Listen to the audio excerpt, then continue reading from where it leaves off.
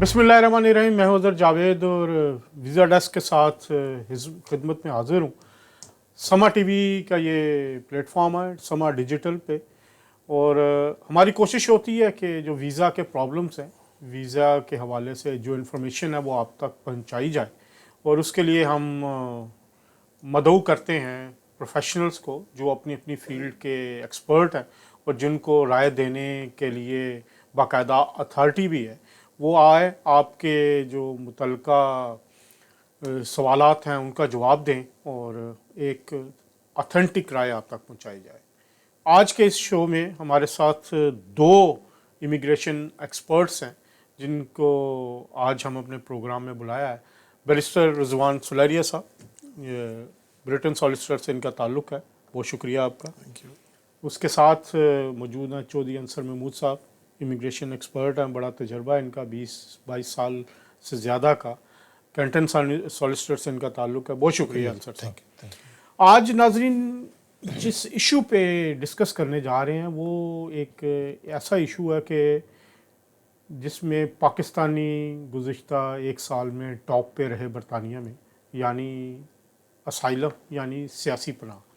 जो एक रिपोर्ट है बरतानवी हुकूमत की, उसके मुताबिक पाकिस्तानियों ने सबसे ज़्यादा असाइलम के लिए अप्लाई किया बरतानिया में। और ये मेरा ख्याल है पिछले 3-4 साल में ही इतना जंप लगा है कि तादाद जो है वो 10,000 से ज़्यादा हो गई। एक ख्वाब दिखाया जाता है पाकिस्तान में भी कि आप एक दफ़ा पहुंच जाएं बरतानिया, चाहे स्टूडेंट वीज़ा पे पहुंचें, वर्क वीज़ा पे पहुंचें, विज़िट वीज़ा पे पहुंचें।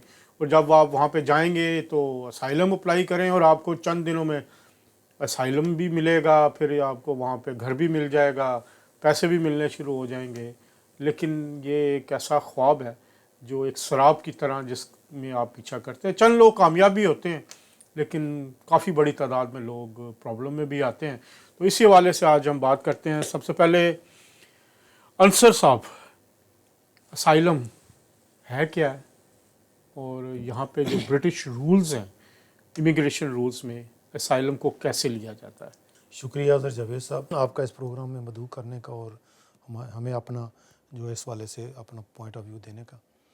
देखें जी, साइलम की डेफिनेशन ये है कि कोई भी बंदा, हाँ वो मर्द है औरत है, जब भी उसको कोई फियर ऑफ परसिक्यूशन है अपने मुल्क से, तो वो एट एनी स्टेज, हाँ उसको फ़ोन कॉल आई हो या उसको मैसेज आया हो, और जिस स्टेज पे वो समझे कि अगर मैं वहाँ पे जाऊँ तो मेरी जान को ख़तरा है, मेरे साथ कुछ भी हो सकता है, तो वो होम ऑफिस को वो इन्फॉर्म कर सकता है, बता सकता है, होम ऑफिस जा सकता है कि जी मेरी उस मुल्क में फॉर दिस रीज़न, जो कि उसमें आपका पॉलिटिकल रीज़न हो सकता है, आपका सोशल रीज़न हो सकता है, आपका रिलीजियस रीज़न हो सकता है, वो आपने बताना है और प्रूव करना है कि अगर मैं वहाँ पे जाऊँ तो मेरे साथ ये प्रॉब्लम होगा, मेरी जान को ख़तरा है, मुझे मारा भी जा सकता है, मुझे टॉर्चर किया जा सकता है, मेरे साथ जुल्म हो सकता है।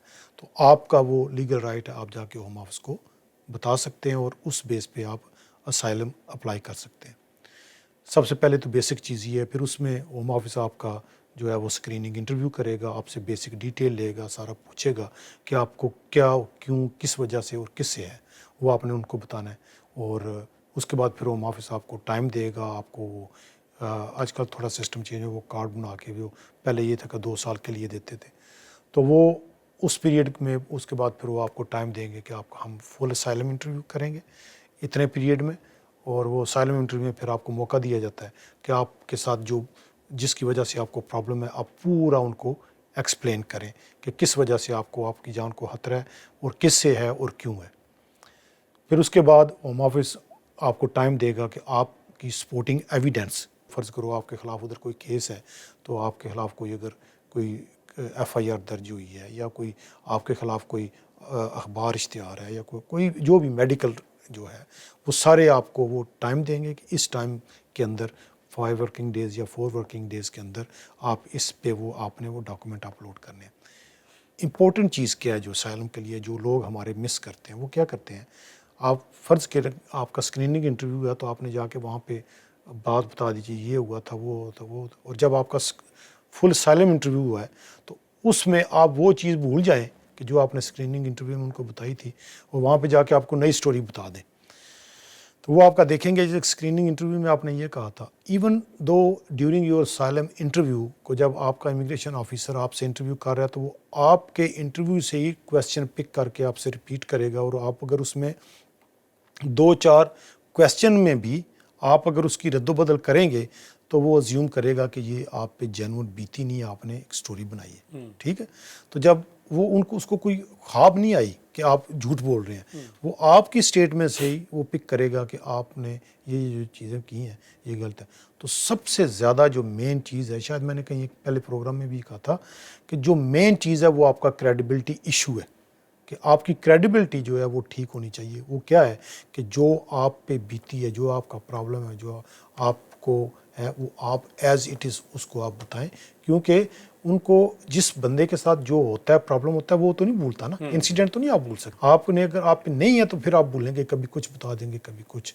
तो अच्छा, इसमें जो असाइलम प्रोसेस में जो इंटरव्यू जब हो रहा होता है तो उसमें क्या वकील आपको रिप्रेजेंट करता है या आप खुद अकेले जा सकते हैं? देखो उसमें दो चीज़ें, अगर आप वकील अपना अफोर्ड नहीं कर सकते तो फिर आप खुद जाके वो अपनी सारी बता दें। लेकिन मेरी स्ट्रांग एडवाइस ये है कि अगर आप अफोर्ड कर सकते हों तो आपको इसमें ज़रूर वकील को करना चाहिए, क्योंकि वो आपको एडवाइस करेंगे। ये बात नहीं है कि वो आपको कहेंगे कि इधर से उधर कर, लेकिन वो आपको प्रोसीजर, आपको प्रोसेस, आपको सारा आपका जो केस है वो आपको स्टेटमेंट आपकी तैयार करेंगे। स्टेटमेंट तैयार करके आपके इंटरव्यू जाने से पहले भी वो आप उसको भेज सकते हैं, या जब आप जाएँ तो अपनी विटनेस स्टेटमेंट दें जिसके अंदर सारा कुछ लिखा होगा, ताकि आप कोई मिस्टेक ना करें। क्योंकि कोई बंदा भी जो जाके इंटरव्यू देता है, ही इज़ नॉट एक्सपर्ट, उसको पता नहीं है, हो सकता है उसका फर्स्ट टाइम हो लाइफ का, तो वो तो कंफ्यूज हो जाएगा। लेकिन जब आपका वकील आपको इंटरव्यू के आपकी जो बात प्रॉब्लम है, आपकी पूरी प्रिपरेशन इंटरव्यू की कराएगा,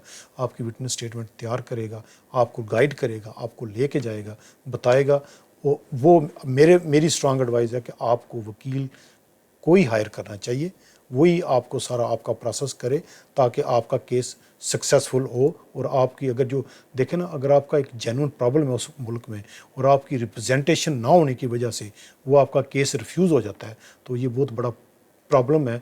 और ये अगर आपका सही है तो आपको इस मुल्क में बहुत जल्द जो है वो रिफ्यूजी स्टेटस मिल सकता है। जी, मैं आता हूँ अब रिजवान सुलारिया साहब की तरफ, लेकिन नाज़रीन पहले एक बात बताता चलूँ, ये इन दोनों का ताल्लुक उन एरिया से है जहाँ से सबसे ज़्यादा तादाद में लोग बाहर जाते हैं।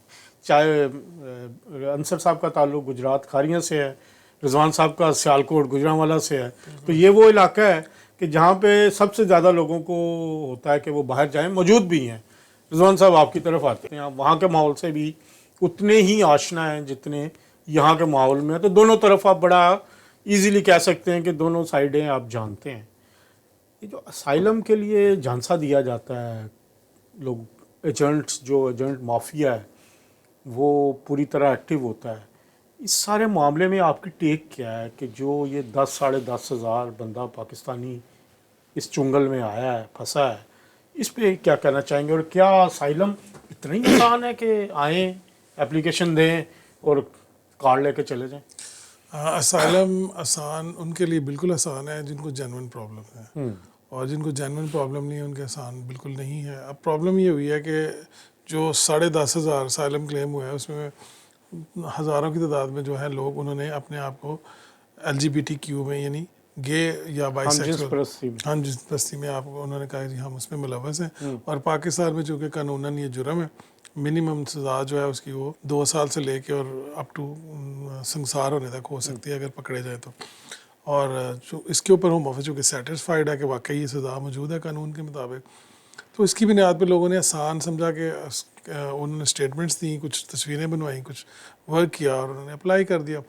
अब हुआ ये कि कुछ लोगों के असाइलम, ज़ाहिर होम ऑफिस को तो नहीं पता था पहले, उससे पहले आसानी से हो भी रहा था, तो वो जो लोग अप्रूव होते गए तो वही लोग खुद एजेंट बन गए बाद में, उन्होंने ही जो है वो खुद ही वकील बन गए। अब उन्होंने ही लोगों को क्लब्स में लेके जाना शुरू कर दिया, उन्होंने लोगों के एविडेंस बनाने शुरू कर दिए। उसकी वजह से ख़राबी पैदा हुई, क्योंकि वो वकील नहीं थे, उनको लॉ का, प्रोसीजर्स का, चीज़ों का नहीं पता था। वो सिर्फ हर बंदे को एक ही फार्मूले से जो है वो लेके जा रहे थे। और फिर मज़ेदारी की बात है कि जो उनकी सपोर्टिंग स्टेटमेंट्स थी, जो एविडेंस थे, वो भी खुद ही बना रहे थे, तो वो भी एक ही जगह से बन के आ रहे थे, उसमें कोई बहुत ज़्यादा तब्दीली नहीं थी, इवन वर्डिंग की भी सेम थी। तो फिर ये होम ऑफिस की, चूँकि ज़ाहिर है जब ये नज़र में आई ये चीज़, तो उन्होंने फिर इस पर एक्शन लिया। अब ये रिफ्यूज़ल भी उसी तरह से आ रहा है जिस तरह से पहले अप्रूवल आ रही थी, अब उसी तरह से रिफ्यूज़ल आ रही है। अब हर वो बंदा जो अपील में आ रहा है, इमिग्रेशन अपील में आ रहा है, उसका वकील ही कोई नहीं था इससे पहले। मोस्टली इसी तरह से है कि उनके वकील नहीं थे, क्योंकि और दूसरी एक और बात है हमारे लोगों की कि वो इस तरह के क्वेश्चन करते हैं वकीलों से कि वकील खुद ही कोशिश करते हैं कि इनका केस ना लें, क्योंकि उनका दिल करता है कि एक वकील ही हमें केस तैयार करके दे दे और वकील ही जो है ना वो खुद वो सारा कुछ करे। तो ऐसा तो हो नहीं सकता, क्योंकि यहाँ पे जो भी मुस्तनद वकील है वो इस तरह से काम नहीं कर सकते। तो इसलिए एजेंट्स तो कुछ भी कह सकते हैं, उनको ज़ाहिर है कुछ कहने वाला ही कोई नहीं। जो मुख्तलिफ उस पर कानून कारोबार में मुलव्वस हैं, 8-10 हज़ार पाउंड उन्होंने लोगों से चार्ज किया, लोगों ने इस पर कंप्लेंट्स की हैं, पुलिस को बताया। तो ये एक बहुत बड़ा फ्रॉड है यहाँ पे, जो बहुत बड़ा फ्रॉड है, और ये बहुत बड़ा माफिया भी है। मतलब जिन्होंने जो है ना इसको किया हुआ है, लोगों को जो है ना वो बताते हैं, फिर एक से बाद दूसरा कमीशन लेते हैं, जो दूसरा लेके आते हैं। तो उस तरह से ये पूरा एक पॉन्जी स्कीम की तरह उन्होंने एक स्कीम बनाई हुई है। अब देखें तो सही, खाली पाकिस्तान तो नहीं है ना, इसमें बांग्लादेश भी है, उसमें भी इसी तरह से जुर्म है अगर आप गए होते हैं तो। ये उसको करते करते उन्होंने बहुत सारे लोगों को इसमें फंसाया हुआ है। और लोग बेचारे, कोई अपना प्लॉट बेच रहा है, कोई अपना कुछ बेच रहा है, कोई अपना जेवर बेच रहा है, किसी को लेस्बियन, किसी को गे, और ये करके उन्होंने जो है वो ये केस करवाए। अब ये प्रॉब्लम ये है कि इन केसों के चूँकि एविडेंस नहीं है लोगों के पास, और रिफ्यूज़ल आ रहे हैं, और लोग, बहुत सारे लोग है भी नहीं, आई एम सॉरी टू से, लेकिन लोगों में मेजॉरिटी नहीं भी है। क्योंकि ये कैसे हो सकता है कि 10,000 आबादी का सैंपल जो है अगर आप लें, उसमें 9,000 जो है वो LGBT में जो है वो बिलीव करते हो। बिल्कुल पाकिस्तान में ऐसे नहीं है, और होम ऑफिस को भी पता है इस बात का, चूँकि हम खुल के बात कर रहे हैं आज। तो उसकी वजह से क्लेम, बहुत सारे फेक क्लेम थे, जिसकी वजह से होम ऑफिस ने रिफ्यूज़ल करने शुरू कर दिए। और अभी मैं एक और बात करूँ कि ये अभी तो ये लोग, जिन लोगों को मिल भी गया है, फॉर एग्जांपल उन्हें ग्रांट हो भी गया है, उनकी जब 5 साल बाद या 10 साल बाद जो भी कानून बनेगा, 5 साल वाला या 10 साल वाला, जब उसकी दोबारा इंडेफिनेट की बारी आएगी, तो जिनके पास तो एविडेंस होंगे उस वक्त तक, जो तो ऑलरेडी इस काम में मुलव्वस होंगे, उनके पास तो एविडेंस होगा। तो जिनके पास नहीं होगा 10 साल बाद वो क्या करेंगे? तो उस वक्त फिर एक रिफ्यूज़ल आएंगी, जो आने वाले, मैं प्रिडिक्ट कर रहा हूँ अभी से, क्योंकि होम ऑफिस जब जेन्युइननेस चेक करेगा उस वक्त की, उस वक्त तो हमने दे दिया आपको, आप जाए 10 साल कोई एक टेस्ट ले आएंगे, इसमें तो कोई इतना बड़ा मुश्किल काम नहीं है। जैसे HSMP के केसेस में हुआ कि वो लोगों के उन्हें अपनी रिटर्न जमा नहीं करवाते थे, पैसे देते नहीं थे, और बाद में फिर जब HMRC ने बताया होम ऑफिस को इसमें तो पैसे ही नहीं आ रहे, तो उन्होंने फिर रिटर्न रिवाइज़ की, और उसके ऊपर फिर होम ऑफिस ने पकड़ लिया हर वो बंदा जिसने रिटर्न रिवाइज़ की थी, फिर उन्होंने उसको रिफ्यूज़ल देना शुरू कर दिया। तो ये आने वाले दिनों में यही कुछ होगा। सो इसलिए जिसका तो क्लेम बनता है वो बिल्कुल क्लेम करे। इस मुल्क में उन्होंने ऑप्शन दी हुई है, उसका मिसयूज़ नहीं होना चाहिए। जो ही मिसयूज़ होना शुरू होता है, और ये लॉयर नहीं करते मिसयूज़, अनफॉर्चुनेटली एजेंट्स करते हैं हमेशा इस मुल्क में, और उसके बाद फिर सारों को इसमें जो है वो उसको सबको इसका नुकसान होता है, और एक जो जेन्युइन काम हो रहा था वो भी बंद हो जाता है। सो इसलिए जो एविडेंस हैं, अगर तो आप जैसे इन्होंने पहले कहा कि अगर आप जेन्युइन क्लेम करते हैं, फिर आपके साथ जो इंसिडेंट होता है, जो आपके साथ जो एविडेंस होते हैं वो जेन्युइन होते हैं। जब आप उसको बनाने की कोशिश करते हैं, आपसे वो बनते नहीं हैं। आप उसी तरह से आप ना एक्सप्रेस कर सकते हैं अपनी फीलिंग्स, कि आपकी फीलिंग्स क्या है, ना आप एक्सप्रेस कर सकते हैं कि आपको कैसे ये जो है एहसास कब हुआ इस चीज़ का, और आप समझते कैसे हैं, आप पार्टिसिपेट कैसे करते हैं, आप आने वाले दिनों में क्या करेंगे। अगर आप छुप के कर रहे थे तो आप इस मुल्क में आप फिर आपको छुप के करें, आपको एक्सप्रेस करने की ज़रूरत है। सो ये बहुत सारी चीज़ें हैं, ये सारी चीज़ें जो हैं वो एजेंट्स नहीं बता सकते। इसलिए नहीं बता सकते कि उनका नॉलेज ही नहीं है। उनका नॉलेज तो सिर्फ और सिर्फ इतना था कि वैसे भी फेक होता है, तो फेक में उनका अपना क्लेम था। तो इसलिए मैं समझता हूँ कि जो एजेंट्स आते हैं उनसे बचना चाहिए और फेक क्लेम नहीं करने चाहिए। अच्छा, जो रिफ्यूज़ल जब होता है, उससे अगला तरीक़ाकार क्या है? क्योंकि बहुत सारे लोग अब रिफ्यूज़ल लेके हाथ में फिर रहे हैं, आपके पास भी आ रहे हैं, आपके पास भी जा रहे हैं, तो रिफ्यूज़ल के कैसे टैकल करते हैं? जी, रिफ्यूज़ल का जो अगला पड़ाव है वो है appeal. With in 14 days of the refusal आपने अपील करनी होती है। अपील जो है वो ऑनलाइन पोर्टल है, वकीलों के लिए अलग पोर्टल बनाया है, और जो आम बंदे हैं उनके लिए अलग पोर्टल है। अपील होने के बाद अगला मरहला जो होता है वो होम ऑफिस अपना बंडल या अपना जो भी एविडेंस आपने दिया होता है, जो रिफ्यूज़ल होता है, जो इंटरव्यू रिकॉर्ड होता है, जो होम ऑफिस की इन्वेस्टिगेशन होती हैं, जो कुछ भी होम ऑफिस के पास होता है वो पूरा एक बंडल बना के उसको अपलोड कर देते हैं। अपलोड आने के बाद फिर आपके पास ऑप्शन होती है कि आप अपने स्केलेटन आर्गूमेंट दें अपना कि क्यों होम ऑफिस ने गलत रिफ्यूज़ किया। आपके पास बारी होती है कि आप अपना सारा केस प्रिपेयर करें। इस दौरान आप होम ऑफिस ने एक नया काम शुरू किया। उन्होंने क्या किया कि अगर रिफ्यूज़ल हो गया और उनसे गलत रिफ्यूज़ल हुआ या जैसा भी हुआ, वो आपको कहते हैं आप फर्दर एविडेंस अपने दे सकते हैं हमें, हम आपका केस रिव्यू कर लेते हैं। क्योंकि 6-8 महीने का टाइम लग रहा है, तो टाइम बचाने के लिए, पब्लिक में मनी को बचाने के लिए आप इसके ऊपर होम ऑफिस ने रिव्यू करना शुरू कर दिया। लेकिन वो 50% रिव्यूज़ हो रहे हैं। कुछ केस अभी रिव्यू हो रहे हैं, कुछ अपील के 5 दिन पहले रिव्यू हो गए। जब वकील के पास जाएंगे तो रिव्यू में भी बहुत सारे केसेस में होम ऑफिस को लगता है अगर उन्होंने, क्योंकि AI की वजह से होम ऑफिस डिसीजन ले रहा है, इतने ज़्यादा डिसीजन जो है ना वो करना भी मुश्किल है। तो चूँकि इतनी बड़ी तादाद नहीं है उनके पास केस वर्कर्स की, तो AI की मदद से ले रहे हैं, तो उसको फिर रिव्यू कर रहे हैं। रिव्यू में भी अगर केस आपका रिव्यू हो जाता है तो फिर अपील ख़त्म हो जाती है, विड्रॉ कर लेते हैं और रिव्यू में वो केस चला जाता है। और रिव्यू में फिर जो है वो केस वर्कर नए सिरे से डिसीजन करता है, या वो आपको ग्रांट कर देते हैं, या नए सिरे से मज़ीद जो है सख्ती के साथ उसको रिफ्यूज़ किया जाता है। और उसके बाद जो अगला मरहला है, जो अगर आप इस मरहले से निकल आते हैं और आपका केस जो है वो जाता है फुल अपील के ऊपर, तो दैन फिर ये है कि आप अपने डॉक्यूमेंट वगैरह हर चीज़ अपलोड करते हैं। उसके बाद जो ट्राइब्यूनल है वो आपको हेयरिंग की डेट देता है। जब हेयरिंग की आपकी डेट आती है तो उस वक्त आप उससे पहले फिर दोबारा से आपका केस एक दफ़ा रिव्यू करता है, जो कि होम ऑफिस का लॉयर होता है, वो जो वकील होता है उसकी, जिसने करना होता है, उसको अगर लगे कि इसमें होम ऑफिस ने कुछ ज़्यादती किया या गलत केस रिफ्यूज़ किया, तो वो उसको दोबारा से कहते हैं कि हम इसको वापस लेते हैं और नया डिसीजन करेंगे। तो नए डिसीजन में या ग्रांट करते हैं या रिफ्यूज़ करते हैं, तो फिर नए सिरे से होता है। तो ये एक अपील का प्रोसेस। और अगर ये वो कहे कि नहीं हम विल गो अहेड, तो दैन फिर जो डे है उसमें जज पे है वो डिसीजन करता है। अभी फ़िलहाल जजेस हैं, लेकिन आने वाले दिनों में चूँकि अपीलें इतनी ज़्यादा है कि 50,000 प्लस अपीलें पेंडिंग हैं, तो फिर ये है कि एडजुडिकेटर जो इससे पहले 2004 तक सिस्टम चलता था वो आएंगे। वो फिर कोई भी जो है वो केस वर्कर्स होंगे और वो डिसीजन करेंगे। जिस तरह के अपीलों आपने पार्किंग अपीलें उस तरह से फिर वो वाला सिस्टम गवर्नमेंट लेके आना चाह रही, ताकि क्विक फैसले किए जा सके, प्रॉपर क्वालिफाइड जजेस ना होंगे। तो ये एक पूरा एक सिस्टम है। आने वाले दिनों में आप देखेंगे मज़ीद इसमें तब्दीलियाँ आएंगी। अच्छा अंसर साहब, एक किसी की अपील रिजेक्ट हो गई है, डिपोर्टेशन का मरहला आ जाता है, तो क्या इसमें क्या प्रोसीजर होता है? एक तो ये बता दें, और दूसरा अगर अप्रूव हो जाती है तो उसमें क्या होता है? अच्छा, उसमें ना मैं थोड़ा सा पहले आपको, जैसे सलेरी साहब ने बताया, जब अपील प्रोसेस होता है उसमें जब आपका एक स्टेज आती है कि हेयरिंग से पहले आपको वो कहते हैं कि आपको टाइम देते हैं कि इतनी देर में आप स्केलेटन आर्गूमेंट जो है बंडल वगैरह वो फाइल करें, आप पोर्टल पे वो करते हैं। तो हमारे कई केसेस में ऐसे हुआ है कि आपने स्केलेटन आर्गूमेंट वगैरह सारा डॉक्यूमेंट्स अपलोड किए हैं और विदाउट हेयरिंग ही उन्होंने क्लाइंट को रिफ्यूजी स्टेटस ग्रांट कर दिया, अपील अलाउ कर दी कि हम जी होम ऑफिस जो है वो कहता है जी हम विड्रॉ करते हैं और अब आगे जो फर्दर प्रोसेस उसका वो फिर होम ऑफिस को उसको सर्टन टाइम के बाद रिफ्यूजी स्टेटस, काफ़ी ज़्यादा केसेस में। सो अगर वही बात आ गई, अगर क्लाइंट ठीक है, स्टेटमेंट ठीक है, डॉक्यूमेंट ठीक है और आप अच्छा बैरिस्टर या आप खुद आप जो उसका लॉयर है वो अच्छा स्केलेटन आर्गूमेंट तैयार करके कोर्ट में सबमिट करता है, तो विदाउट हेयरिंग ही आपकी वो अलाउ कर देते हैं और होम ऑफिस उसमें अपना जो है वो रिस्पोंडेंट जो अपना वो विड्रॉ कर लेते हैं। काफ़ी ज़्यादा केसेस ऐसे हुए। अब दूसरी बात आपकी आ गई कि अगर अपील राइट फुल एग्जॉस्ट होने के बाद, उनके बाद फिर दो अपर ट्राइब्यूनल वगैरह भी ख़त्म होने के बाद फिर दो ऑप्शन रह जाते हैं, एक जुडिशियल रिव्यू का, उसके बाद भी फिर कोर्ट ऑफ अपील का। अगर वो सारे राइट ही एग्जॉस्ट कर देता है तो दैन डिपोर्ट तो नहीं होता। डिपोर्ट तब करते हैं आपको अगर आपको कोई क्रिमिनल एक्टिविटी या क्रिमिनल ऑफेंस आप करते हैं तब, अदरवाइज़ वो रिमूव करेंगे आपको इसमें। ठीक है, रिमूवल आपकी वो आपको फिर भी ऑप्शन देंगे। अगर आप खुद आप विद कंसेंट आप जाना चाहते हैं तो वो ऑफ़र करते हैं आपको पैसों का कि हम फैसिलिटेट करेंगे। अगर आप उसको भी आप अवेल नहीं करेंगे तो फिर आपको वो इन्फोर्समेंट का वो बताएंगे कि अगर आप नहीं जाएंगे तो इस इतने अरसे के बाद हम आपको वाया इन्फोर्समेंट आपको यहाँ से रिमूव कर देंगे।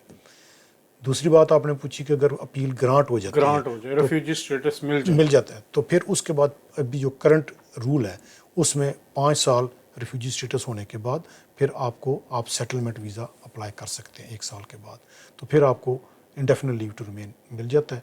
लेकिन नेशनैलिटी आप अगेन वही पीरियड जो आपका लीगल पीरियड स्टार्ट होगा 10 साल आपको इस मुल्क में उसको क्वालिफाई करना पड़ता है कि इसको कि जिस दिन से अभी 6 साल नहीं, मैं आपको बताऊं, जिस दिन आपने अप्लाई किया था, जिस दिन से आपको वो स्टेटस मिला उससे पहले पहले आपका स्टेटस वो इलीगल समझेंगे। जिस दिन आपको स्टेटस मिला वहाँ से पीरियड स्टार्ट होगा, डिपेंड करता है आपके केस के सर्कमस्टांसिस पे। उसके बाद फिर आपका वो जो नेशनलिटी का जो क्वालिफाई पीरियड वो स्टार्ट होता है, then you can apply for the nationality. अच्छा रिजवान साहब, अब तो बरतानवी हुकूमत तो कह रही कि जो असाइलम वाले हैं उनको भी टाइट कर रहे हैं कि अब एवरी 2.5 साल का मेरा वीज़ा देंगे, फिर 2.5 उसको साल रिव्यू का करेंगे। प्लान यही है। ये क्या प्लान है इसके वजह से? देखिए ये बुरा प्लान नहीं है, मैं समझता हूँ ये ठीक प्लान है, क्योंकि जो लोग यहाँ पे मेहनत करते हैं, जो यहाँ पे काम करते हैं, टैक्स पे करते हैं, और जो भी साइलम सीकर आता था इससे पहले, वो आते सारी साइलम लिया, साइलम लेने के बाद उसने अपने बीवी बच्चे बुलाए, उसके बाद उन्होंने बड़ा सा घर लिया। और जो लोग यहाँ पे जो ब्रिटिश रहने वाले थे उनके लिए ना घर अवेलेबल थे, ना मेडिकल की फैसिलिटीज़, उस तरह से वो टाइट होती जा रही थी। तो गवर्नमेंट ने ये प्लान किया कि हर वो बंदा जो यहाँ पे आएगा साइलम लेगा, उसको ले देंगे, लेकिन उसके साथ साथ उसको कंट्रीब्यूट करना पड़ेगा टुवर्ड्स दी इकोनॉमी। और वो इकोनॉमी में कंट्रीब्यूट जो ही करेगा 2.5 साल के अंदर उसका पता चलेगा, और फिर उसके बाद 2.5 साल बाद हम रिव्यू करेंगे उसके केस को कि उसके मुल्क की हालात अगर ठीक हो गया तो वापस जाए अपने मुल्क में, क्योंकि यहाँ पे तो पनाह लेने के लिए आया था। फॉर एग्जांपल अगर नून लीग का एक बंदा था और वो पाकिस्तान यहाँ पीटीआई का एक बंदा है, आजकल तो पीटीआई तो वो इस मुल्क में आया है, तो अगर 3 साल बाद दोबारा उसकी गवर्नमेंट आ जाती है तो उसका यहाँ पे रहने का कोई जवाज़ नहीं बनता, तो उनको वापस जाना चाहिए। तो ये गवर्नमेंट ने कहा कि रिव्यू करेंगे हम हर 2.5 साल बाद कि उसको रहना चाहिए कि नहीं रहना चाहिए। कॉम्प्लिकेटेड होगा, क्योंकि अगर बच्चे यहाँ पे हो गए हैं, फिर वो एक लाइफ गुजारनी शुरू कर दिया, तो फिर वो 7 ईयर्स पॉलिसी अभी वो उसको टच नहीं किया गवर्नमेंट ने, इंशाल्लाह ताला होपफुली नहीं भी करेंगे। तो वो ये है कि उसके तहत फिर वो उनके फैमिली एंड प्राइवेट लाइफ बनते जाएंगे। तो ये भी फ़िलहाल ये अभी तक की सिचुएशन ये है। उसके साथ अगर आप देखें कि गवर्नमेंट और भी बहुत सारी चेंजेस लेके आ रही है इसके साथ साथ, कि अगर आप क्राइम करेंगे तो फौरी तौर पे आपको रिमूव कर दिया जाएगा, क्योंकि इससे पहले क्राइम का बड़ा इशू है, क्राइम करते हैं रिमूव कर दिया जाएगा। और अगर आपने फैमिली बुलानी है तो आप 29,000 पाउंड जो है वो अर्न करें उसी तरह से जिस तरह से दूसरे लोग करते हैं, तो अपनी फैमिली बुला लें बजाय कि बर्डन बने। तो फिर उसके बाद जो लोग ज़्यादा कमाएंगे उनको जल्दी जो है इंडेफिनेट मिल जाएगा, जो लोग नहीं कमाएंगे उनको इंडेफिनेट फिर 20 साल बाद मिलेगा, और जो लोग बहुत ज़्यादा कमाएंगे उनको बहुत जल्दी मिल जाएगा। तो ये गवर्नमेंट एक स्कीमें लेके आ रही है ताकि लोग जो है वो लेज़ी ना हो साइलम लेने के बाद, और गवर्नमेंट को भी बर्डन ना बने, और वो अपना काम करें और इकॉनमी आगे बढ़े। अच्छा अंसर साहब, आप ये कह सकते हैं कि अब असाइलम रूट भी कोई आसान नहीं रहा, यहाँ पे भी अब वो वाली मौजें ख़त्म हो गई जो लोग पहले करते थे। लेकिन ये जो जैसे सलरिया साहब ने बताया कि ये रिव्यू करना, मेरे ख्याल में कि गवर्नमेंट का ये उसका एक राइट स्टेप है, ताकि अगर आपको किसी पार्टी से फिर परसिक्यूशन है और वो पार्टी बाद में जो अपोजिशन में थी वो रूलिंग हो गई है, तो फिर तो आपको वापस जाना चाहिए, आपको जाके वहाँ पे रहना चाहिए। लेकिन अगर इन सम केसेस कि आपके सर्कमस्टांसेस आपको अलाउ नहीं करते वापस जाने को, तो वो आपके पास एक वैलिड रीज़न होना चाहिए। और उसके बावजूद अगर जो नए रूल वो अभी अनाउंसमेंट हुई है वो अगर आ जाते हैं, तो फिर आपको रेफ्यूजी स्टेटस भी 20 साल बाद वो आपको मिलेगा, which is very lengthy process. तो वाकई बात आपकी इन सम एक्सटेंड ये ठीक है कि उस इस पूरी पॉलिसी को वो डिस्कस कर रहे हैं। रिजवान साहब जड़े आना चाह रहे हैं उन्होंने की कहोगे, जड़े एजेंट जो है जो उसमें धोखे के ज़रिए लोगों को प्लान करके यहाँ पे बुलाते हैं कि जी पहले स्टूडेंट लगवा देंगे, फिर वर्क लगवा देंगे, यहाँ फिर उधर पहुँच के आपको हम सेटल के लिए करवा देंगे साइलम, तो वो फिर वही बात एजेंट माफिया।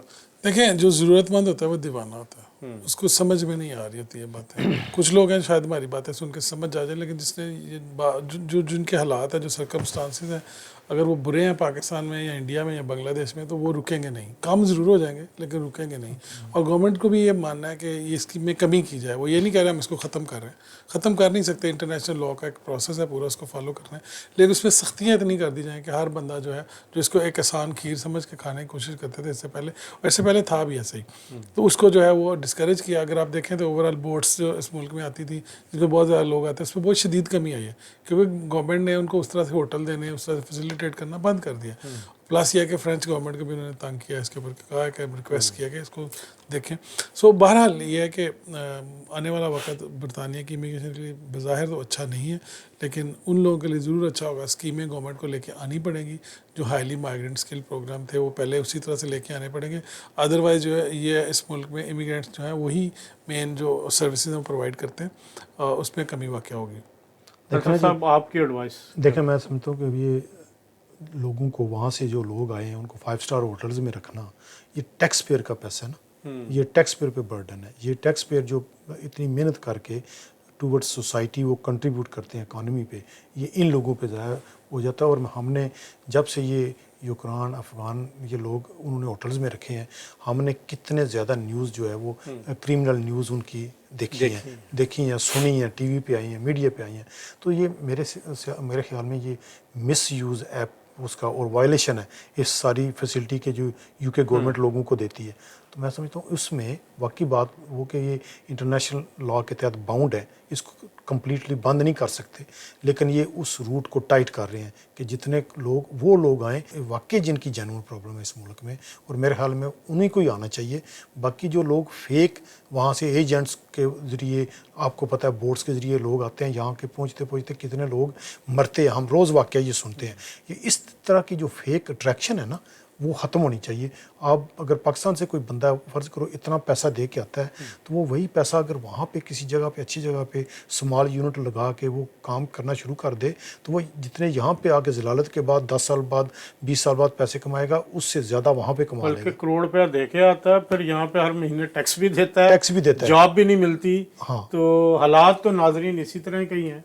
मैंने तो कई, बल्कि आपने भी देखा होगा, लोग जो इनकी 4-4 लाख तनख्वाहें थी वहाँ पे 3-3 लाख, उन्होंने घर बेचे 2-2, 3-3 करोड़ के, और आके यहाँ पे उनके साथ जो हो रहा है हम सबके सामने। ये रॉन्ग है। तो नाज़रीन आए ज़रूर, बरतानिया आना चाहिए, लेकिन लीगल रास्ते से, वर्क वीज़े पे साइलम के झांसे में आके यहाँ पर आके अपनी ज़िंदगी को ख़राब करने का कोई फ़ायदा नहीं।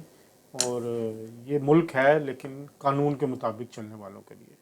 आज तक के लिए इतने, इंशाल्लाह अगले प्रोग्राम में एक नए टॉपिक के साथ, नए मेहमानों के साथ आपकी खिदमत में हाज़िर होंगे। तब तक के लिए अल्लाह हाफ़िज़।